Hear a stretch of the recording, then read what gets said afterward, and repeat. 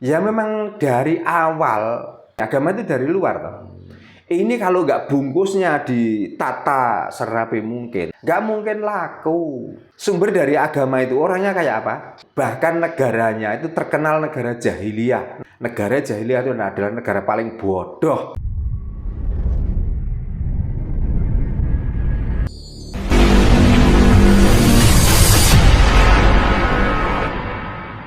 Kadang ketika kita melihat ada salah satu yang menceritakan tentang ajaran leluhur, ajaran kapitayan itu, kadang mereka justru malah komennya itu malah nggak pantas, gitu Pak. Nah, ketika ada yang memposting sesuatu yang berbau ajaran-ajaran agama, nah orang itu antusiasnya luar biasa gitu Pak. Nah, kadang saya berpikir lah, masa orang kok dibodohi kok mau loh. Kadang sekarang loh Pak, kita meskipun orang Jawa Pak ya, kita itu jarang lihat orang itu masang atribut Jawa itu kadang nggak pernah loh Pak. Tapi kalau gambar siapa gitu kan banyak loh Pak. Nah, itu bagaimana Pak ini moga Pak, biar teman-teman Nah, semua pada paham. itulah buktinya dari sejarah awal yang saya ceritakan tadi. Sebenarnya agama di sini itu apakah dakwah? Karena dakwah itu sebenarnya menyampaikan dengan lembut itu dakwah. Tapi bukan, agama Islam masuk di sini itu dipaksakan.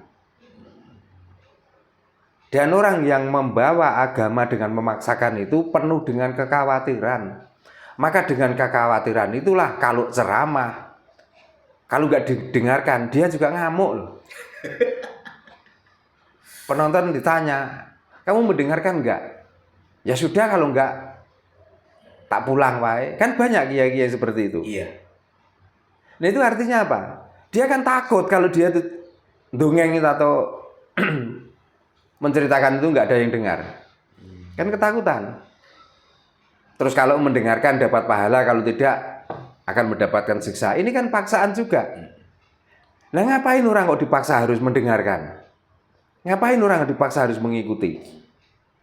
Makanya mestinya kalau memang agama itu benar dan agama itu membawa kenikmatan, kalau saya dan sudah tahu bahwa ini akan mendapatkan, benar-benar akan mendapatkan, saya malah nggak akan ngomong sama orang lain. Tak nikmati sendiri kok. Saya juga bayangkan seandainya surga itu dipenuhi dengan orang-orang podo wae, yongkep. Kalau saya memang sudah tahu benar-benar bahwa surga itu seperti itu loh namanya. Malah saya itu nggak sempat kok ajak-ajak, mungkin. Dinikmati sendiri Pak. Makanya saya lebih tekun, lebih melakukan lah perintah agama itu. Ngapain harus ajak-ajak? Katanya itu kebenaran. Benar model apa? Tunjukkan satu saja siapapun orangnya. Mau ulama, mau kiai. Dengan kebenaran apa yang disampaikan itu, tunjukkan satu saja. Kalau memang agama itu bisa menyelamatkan orang tentang setelah kematian, aku tak ngikut. Kalau berani bertanggung jawab, saya tak ngikut. Tapi kalau tidak, apalagi saya sudah wis maleh dadi wong Jawa nyel. Jangankan kok mulut saya disuruh percaya, entut kowe orang andel.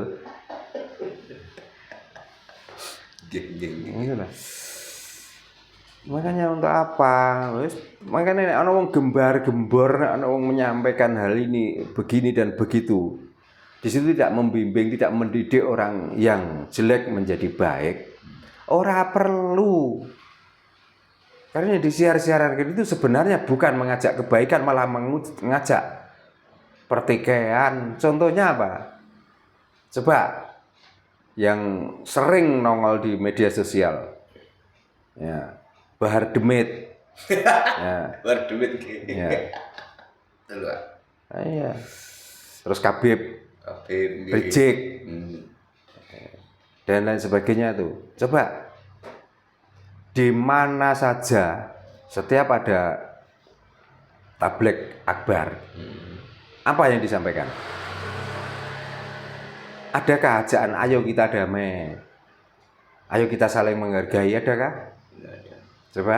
Ngajak perang, Pak. Lah makane.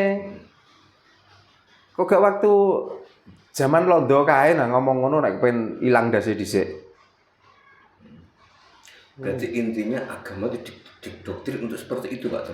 Ya memang dari awal ya nggak mungkin tuh Mas. Agama itu kan bukan dari sini, agama itu dari luar toh. Ini kalau nggak bungkusnya ditata serapi mungkin, tidak bungkusnya ini supaya menggiurkan yang melihat, nggak mungkin laku. Jadi contohnya gini, sumber dari agama itu orangnya kayak apa? Coba. Bahkan negaranya itu terkenal negara jahiliyah. Tahu negara jahiliyah? Negara jahiliyah itu adalah negara paling bodoh. Karena di Nusantara nggak ada salah satu tokoh itu yang mengajak warganya untuk membunuh anaknya perempuan. Nggak ada. Kecuali di negara yang sumber dari agama itu. Di Nusantara ini nggak ada peraturan tuh laki-laki sama laki-laki harus berhubungan. Nggak ada. Kecuali dari negara yang sumber dari agama itu. Di negeri ini ada memang bunuh-membunuh dari bapak ke anak dan lain sebagainya. Tapi kan ini ada juga sambung rakete. Ada urun rembuke saka agama-agama itu. Dulunya apa ada yang seperti itu? Kan nggak ada. Contohnya Raden Patah dengan Prabu Brawijaya. Seandainya Raden Patah waktu itu tidak dicekoi dengan agama, nggak mungkin berontak ke Mojopahit, nggak mungkin. Tapi karena sudah dimasuki agama dan agama itulah yang mendogma Raden Patah itu menjadi berani sama orang tuanya. Sebenarnya apa? Kan bukan karena apa-apa, karena ngiri Mojopahit waktu itu agama Hindu-Buddha. Kalau Demak beragama Islam, maka kalau bisa Mojopahit itu mau diislamkan. Akhirnya apa yang terjadi? Ya, perang. Pertempuran. Nah, siapa di belakang mereka? Orang-orang apa? Kan orang-orang tokoh agama yang meracuni terus sehingga sampai Raden Patah hilang kesadarannya. Dia tidak tak tunduk pada orang tuanya, bahkan melawan, bahkan sampai menghancurkan kerajaan Mojopahit. Pernah orang Nusantara ini mau meminta pertanggungjawaban dari orang-orang agama dengan kehancuran Mojopahit? Ya, enggak pernah, Pak.